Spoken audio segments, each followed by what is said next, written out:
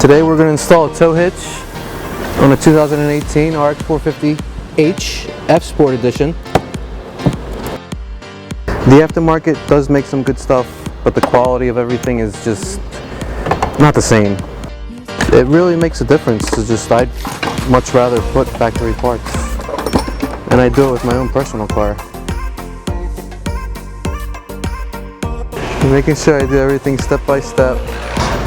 We're just kind of here making sure the customers get their vehicles on time and everything's squared away. And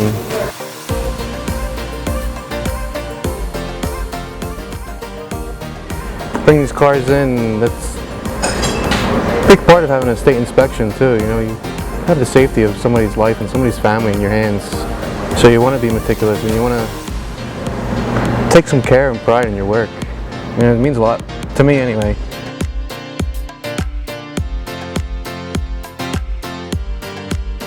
I love these cars. They're just such a great product, you know.